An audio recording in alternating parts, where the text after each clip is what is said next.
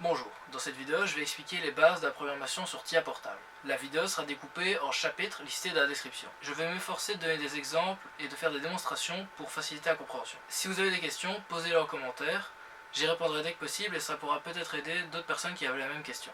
On va commencer par la base de la base, les blocs de programmation. Le premier bloc dont on va parler est le bloc d'organisation ou OB. Les OB sont des blocs qui ont des utilisations prédéfinies et qui sont au nombre de 7. L'OB cyclique. C'est le premier bloc que vous voyez quand vous créez un projet sur TIA Portal. Il est appelé à chaque cycle de la CPU. L'OB de démarrage. Ce bloc n'est appelé qu'une seule fois lorsque la CPU passe du mode stop en mode run, donc lors du premier cycle, lorsque la CPU démarre. L'OB d'alarme temporisée. Il est appelé une fois après un certain temps défini après le démarrage de la CPU. Vous pouvez préciser ce paramètre de temps dans les propriétés du bloc. L'OB d'alarme cyclique. Ils sont appelés après un certain temps défini à chaque fois. Par exemple, toutes les secondes, toutes les 2 secondes, etc. Tout ça peut être défini dans les propriétés du bloc. L'OB d'alarme du processus. Ces OB sont appelés lorsqu'il y a une modification matérielle qui est précisée dans les paramètres du bloc. L'OB d'erreur de temps. Cet OB est appelé lorsque le temps de cycle dépasse le temps de cycle prédéfini. Vous pouvez définir un temps de cycle maximum de la CPU, et si un cycle prend plus longtemps que ce temps, alors l'OB est appelé. L'OB d'alarme de diagnostic. Cet OB est appelé lorsque la CPU est en erreur et donc il y a un diagnostic.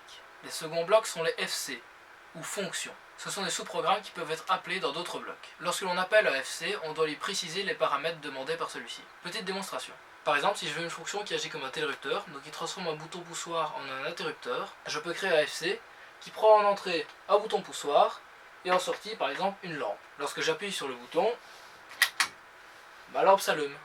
Et si je rappuie, ma lampe s'éteint. Les blocs de données ou DB sont des zones de mémoire qui peuvent prendre deux formes. Les DB globaux qui peuvent être utilisés par tous les blocs du programme et les DB d'instance qui sont liés à un bloc spécifique. Je vais préciser cela juste après. Les blocs fonctionnels ou FB sont similaires au FC, cependant ils possèdent un DB d'instance associé. Ce qui veut dire qu'ils peuvent stocker des données pour chaque FB appelé dans un autre bloc.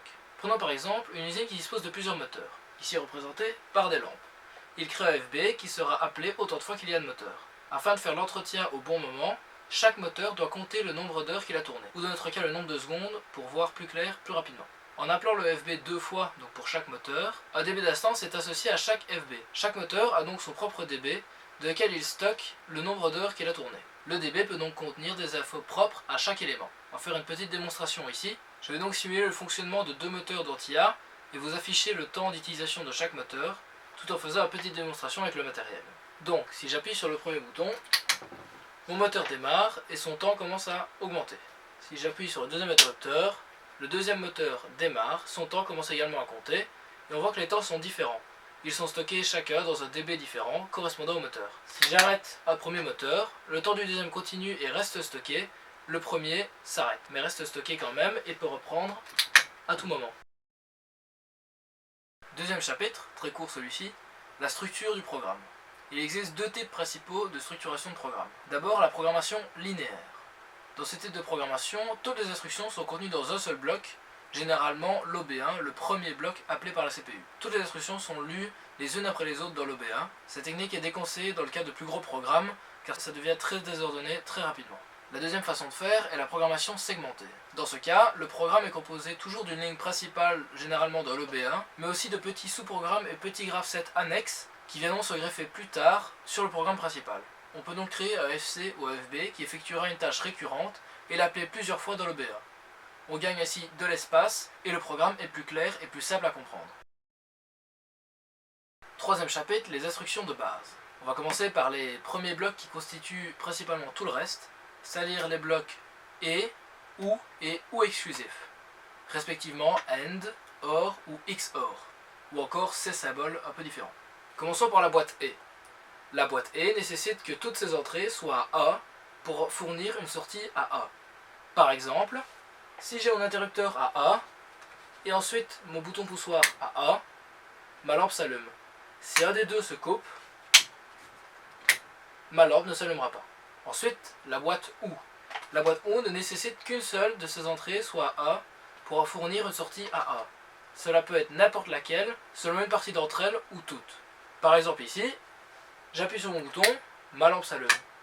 J'enclenche mon interrupteur, ma lampe s'allume. Si mon interrupteur est appuyé et que j'appuie sur mon bouton poussoir, la lampe reste quand même allumée. Et enfin, la boîte ou exclusif. La boîte ou exclusif nécessite qu'une seule de ces entrées ne soit à A pour que la sortie soit à A. Si les deux entrées sont allumées, alors la sortie passe à 0. On peut le voir ici. Si j'appuie sur le bouton poussoir, ma lampe s'allume. Si j'appuie sur l'interrupteur, ma lampe s'allume. Cependant, si j'appuie sur les deux en même temps, ma lampe s'éteint. L'inverseur logique ou NOT en anglais. Comme son nom l'indique, il inverse simplement l'entrée vers la sortie. Si mon entrée, donc mon bouton poussoir, est à 0, ma sortie est à A, ma lampe s'allume. Si j'appuie sur mon bouton poussoir, mon entrée passe à A, on inverse, ma sortie passe à 0. Oui, je sais, faux raccord, je porte mal le même t-shirt, mais voilà, ça arrive, c'est la vie. Les blocs front montant et front descendant. Ces blocs détectent la montée et la descente de signaux en entrée. Par exemple, si j'appuie sur le bouton poussoir, il va fournir un signal haut en entrée, et le front montant va détecter cette montée de signal et va fournir un signal à A pendant un seul cycle.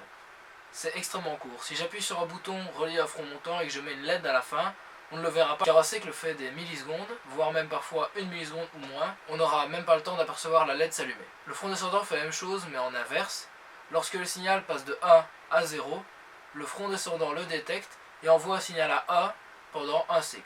Les blocs de temporisation. Il existe dans TIA 4 grands types de temporisation. Les TP, les TON, les T-OFF et les TON-R. La TP génère une impulsion d'un temps défini lors de l'appel de la temporisation. Par exemple, si je mets 5 secondes à l'entrée de ma tempo et que je lui envoie un signal à A, quelle que soit sa durée, alors la TP fournira en sortie un signal à A pendant 5 secondes puis se coupera.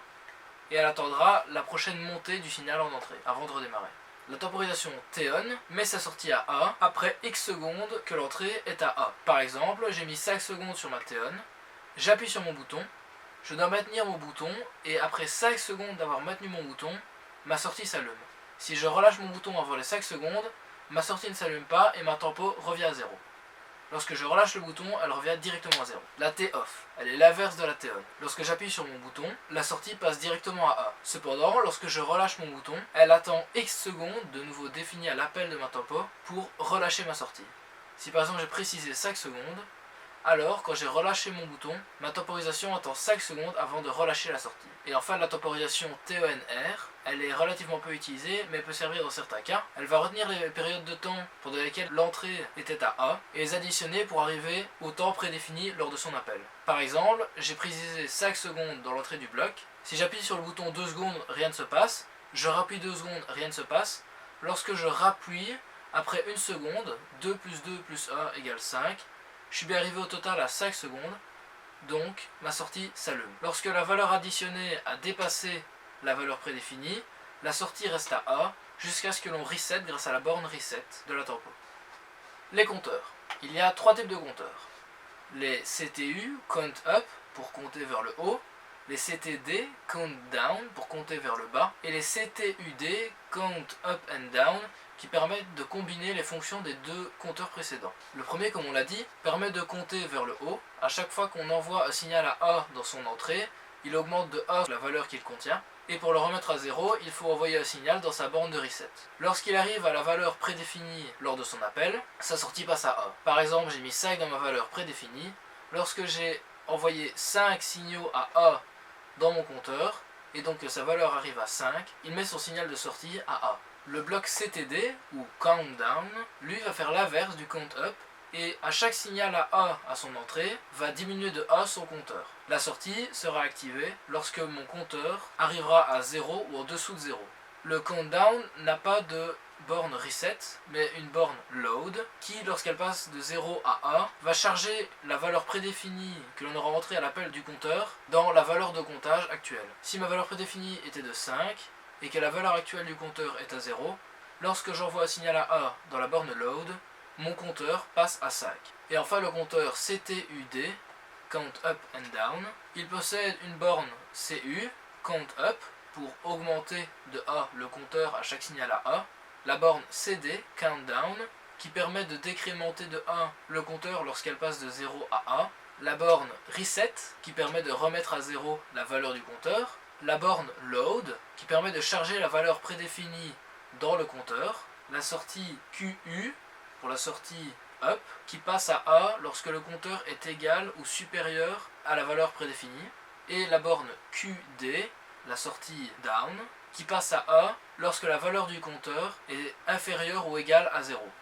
C'est la fin de cette vidéo, j'espère qu'elle vous a aidé. Si c'est le cas et que vous avez besoin d'explications sur d'autres sujets, n'hésitez pas à me demander en commentaire ou directement par message. Je ferai une vidéo sur le sujet en question si j'ai le temps. Ciao.